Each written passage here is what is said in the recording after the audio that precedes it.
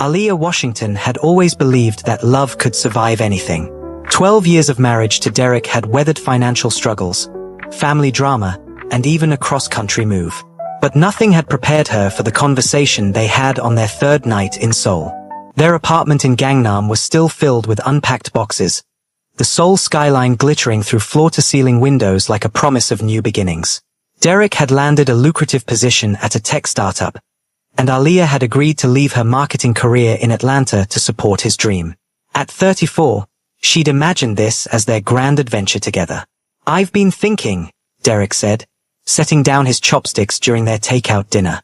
His voice had that rehearsed quality that made Aaliyah's stomach tighten. "Korea has a different culture, different expectations. Maybe we should explore an open marriage." The words hung in the air like smoke. Aaliyah stared at him, certain she'd misheard over the K-pop drifting from a neighbor's apartment. "Excuse me. I've met someone at work. Ji-hai. She's helped me understand Korean business culture." And he had the audacity to look hopeful. "I think we could both benefit from this. You're always saying I'm not adventurous enough." Aaliyah's laugh was sharp and brittle. "I meant trying new restaurants, Derek, not new people." But he was already pulling up articles on his phone about ethical non-monogamy, speaking faster as her expression hardened. He'd clearly been planning this, researching, preparing arguments. What he hadn't prepared for was Aaliyah's response. "Fine," she said quietly, standing up. "If that's what you want, we're open as of right now. Don't wait up." She grabbed her purse and walked out into the neon-drenched Seoul night, leaving Derek stammering behind her. Aaliyah had no plan, no destination. She just knew she needed air, space, and possibly several bottles of soju. The rage propelling her forward felt cleansing, righteous. She'd sacrificed everything for Derek's career, and this was her thanks? Her heels clicked against the pavement as she wound through Gangnam's gleaming streets, past luxury boutiques and nightclubs pulsing with bass. She found herself outside a bar called Eclipse, its entrance marked only by a discreet gold symbol. The kind of place that whispered exclusivity. Perfect. If Derek wanted open, she'd show him open. The doorman, a mountain of a man in an immaculate suit, studied her with professional assessment. She expected rejection. She was clearly a foreigner, alone, with tear-streaked makeup she'd only just noticed in the glass reflection. "I just need a drink," Aaliyah said in English, surprised by how steady her voice sounded. "A very strong drink." The doorman spoke into his earpiece in rapid Korean, then nodded and opened the door. Inside, Eclipse was all dark wood and darker secrets. The lighting was low, the clientele clearly wealthy, and the atmosphere thick with deals being made in hushed tones. Aaliyah slid onto a bar stool, ordering whiskey in English to the bartender who nodded with perfect understanding. She was 2 drinks in, numbness finally starting to replace rage, when she felt someone's presence beside her. "American," a voice observed in lightly accented English. "And either very brave or very foolish to cry alone in Gangnam's most dangerous bar." Aaliyah turned to find herself face to face with the most striking man she'd ever seen. He was tall for a Korean man, with sharp features that seemed carved from marble, dark hair swept back from his face, and eyes that assessed her with unsettling intensity. His suit probably cost more than her monthly salary back in Atlanta, and he wore power like a second skin. "Is that a threat?" she asked, too emotionally exhausted to be properly cautious. His smile was slow, dangerous. "An observation. I'm Kang Minute-jun. And you are?" "Aaliyah. And I'm having the worst night of my life, so unless you're here to make it worse, I'd appreciate the company." Something flickered in his expression. Surprise, perhaps, or interest. Direct. "I appreciate that." He signaled the bartender, who immediately brought over a bottle that probably cost more than her plane ticket to Korea. "Tell me about your worst night, Aaliyah." Maybe it was the whiskey. Maybe it was being 7,000 miles from everyone who knew her.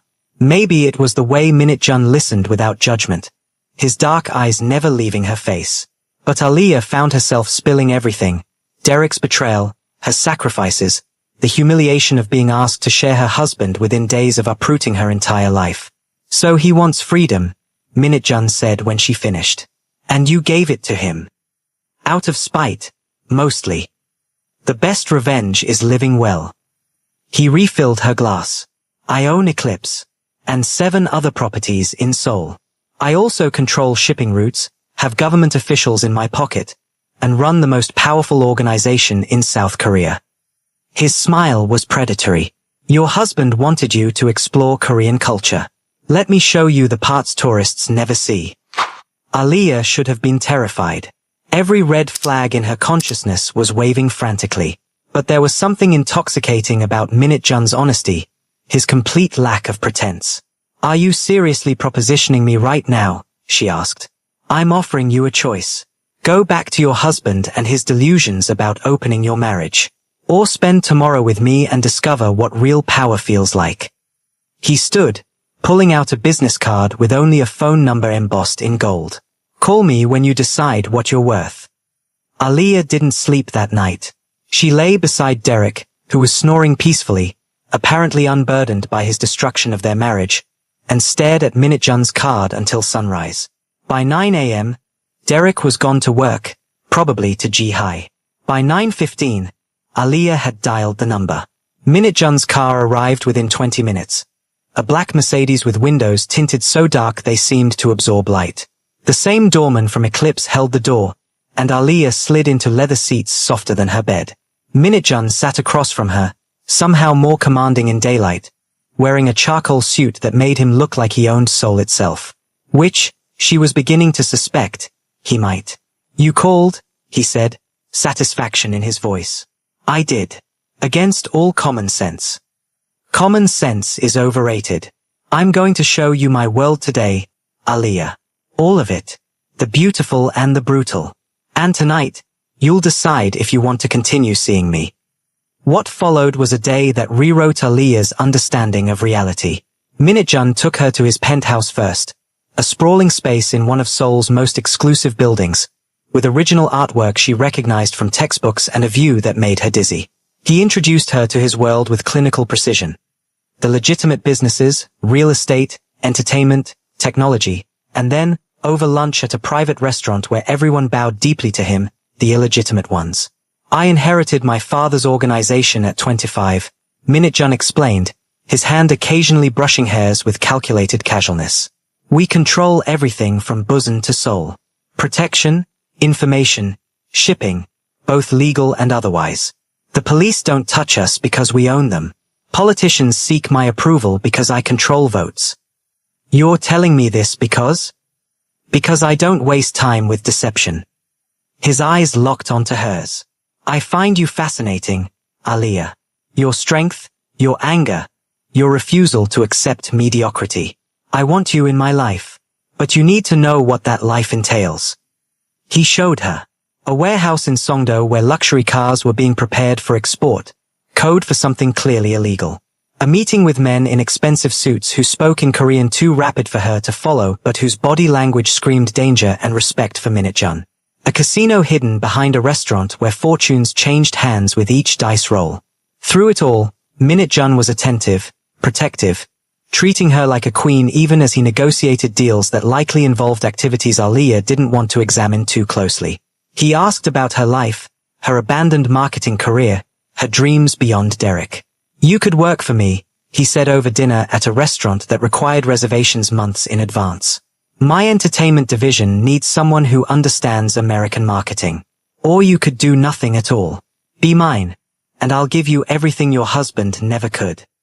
I've been married for 12 years, Aliyah protested weakly, even as her body betrayed her with every glance at his mouth, his hands. And as of yesterday, you're in an open marriage. His choice, not yours. Minute-jun leaned forward. Let me be clear about my intentions, Aliyah. I want you, not as a casual arrangement, but exclusively mine. I don't share. That's rather hypocritical given. I'm not asking you to open anything. I'm asking you to leave him. The intensity in his voice made her breath catch. Be with me. Completely. Aliyah felt like she was free-falling. 24 hours ago, she'd been unpacking boxes in a new apartment, trying to make a home in a foreign country. Now she was sitting across from a mafia boss who was offering her the world. I need time, she managed. Then take it. He signaled for the check that would never come. He owned this restaurant too. But Aliyah? Your husband gambled with your marriage. Make sure when you collect your winnings, you bet everything on someone who knows your value. That night, Derek came home late, smelling of perfume that wasn't hers. He had the audacity to ask about her day. Aliyah smiled sweetly and said she'd explored the city. She didn't mention Minitjan, the world she'd been shown, or the choice crystallizing in her mind. Over the next week, Aliyah saw Minitjan every day. Sometimes for lunch, sometimes for long drives through Seoul while he handled business. He kissed her on the fourth day, against his car after a meeting, and it felt like claiming territory. She let him. Derek, meanwhile, was glowing with his newfound freedom, often coming home late or not at all. He seemed oblivious to Aliyah's transformation, the designer clothes Minitjan bought her, the confidence returning to her stride, the way she'd stopped performing the emotional labor that had sustained their marriage. 2 weeks after Derek's proposition, Aliyah stood in Minitjan's penthouse, wrapped in his arms after making love, and decided she was done pretending. Done with a marriage that had ended the moment Derek chose someone else. Done with being undervalued. I'm leaving him, she said against Minitjan's chest. She felt his smile against her hair. Finally. I've been patient. But. His phone rang, cutting through the moment. Minitjan's expression shifted as he answered, speaking rapid Korean that Aliyah had started to pick up through immersion. His body tensed, and when he hung up, his eyes were hard. I need to handle something. Tonight. It's. He hesitated, unusual for him.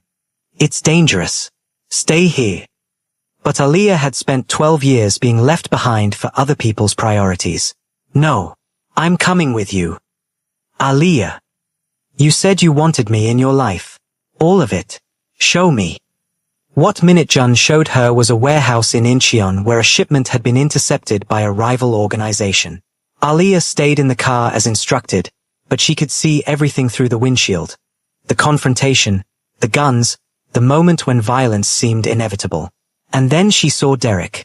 Her husband stepped out from behind a shipping container, dressed in tactical gear, flanked by men in matching uniforms. Police? No, something else. He was speaking into a radio, coordinating positions. The world tilted. Aliyah fumbled for the door handle, stepping out before Minitjan's driver could stop her. Both men turned at her movement, Minitjan with horror, Derek with shock. Aliyah. Derek's voice carried across the space. What the hell are you doing here? Minitjan's hand moved toward his weapon, but Aliyah was already walking forward, puzzle pieces slamming together with devastating clarity. You're a cop, she said to Derek, her voice distant to her own ears.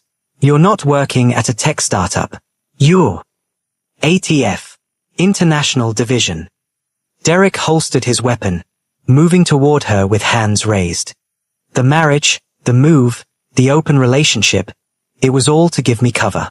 To make me seem like just another expat with marital problems, not worth investigating. He glanced at Minitjan with something like triumph. I never expected you to actually take me up on it, much less lead me straight to Kang Minitjan himself. Aliyah felt sick. She'd been a pawn in 2 games simultaneously, Derek's investigation and Minitjan's. What? Affection? Genuine interest? Or had she been useful to him too? But Minitjan wasn't looking at Derek. He was looking at her with an expression she'd never seen. Raw, unguarded pain. You didn't know, he said softly. It wasn't a question. No. Her voice broke. I swear, Minitjan, I didn't. I know. And somehow, impossibly, she believed that he believed her. Your rage was too real. Your betrayal was too genuine. He straightened, and the mask of power slid back into place. Unfortunately, Agent Washington, you've made a critical error. You assumed Aliyah was involved in your operation. But she's just a woman who fell for the wrong man. Both wrong men, Aliyah corrected bitterly. Let me guess, you saw an opportunity in the hurt, angry wife of an American businessman. Someone to either use for information or legitimacy or... No. Minitjan's voice was sharp. You were never an opportunity, Aliyah. You were. He switched to Korean, something that made his men shift uncomfortably, then back to English. You were the first real thing I'd felt in 10 years. But now I've endangered you. Derek's team was moving in, forming a perimeter. The math was simple. Minutjan was outmanned, outgunned, trapped by a 2-week investigation that had used Aaliyah as the perfect unwitting bait. She doesn't know anything, Minutjan said to Derek. Your wife was just what she appeared to be. A woman betrayed, looking for comfort. I never discussed business with her. Check her phone, her communications. She's innocent. Convenient, Derek scoffed. True, Minutjan countered. He looked at Aaliyah one last time. I'm sorry. For pulling you into this world. For not being able to give you the life you deserved. But Aaliyah, what I felt for you was real. Remember that. Then he moved, faster than should have been possible. Not toward escape, but toward Aaliyah, pressing something into her hand, a phone, and whispering in rapid English, bank account information is in this. Take it. Disappear. Live the life that bastard stole from you. The warehouse erupted in chaos. Gunfire, shouting, smoke grenades. Aaliyah hit the ground, clutching the phone, as bodies moved around her. When the smoke cleared, Minutjan was gone, escaped through a route he must have prepared long ago, and Derek was kneeling beside her, checking her for injuries with professional detachment. Are you hurt? He asked. Aaliyah looked at her husband, her handler, her betrayer, and laughed. It sounded slightly unhinged even to her own ears. You used me. You destroyed our marriage, uprooted my life, and used me as bait. I was doing my job, and catching Kang Minutjan is worth. Don't. She stood, brushing off his hands. You didn't catch him, Derek. He let me go and escaped. Your operation failed. We'll get him eventually. No, Aaliyah said with absolute certainty. You won't. Because you underestimated both of us.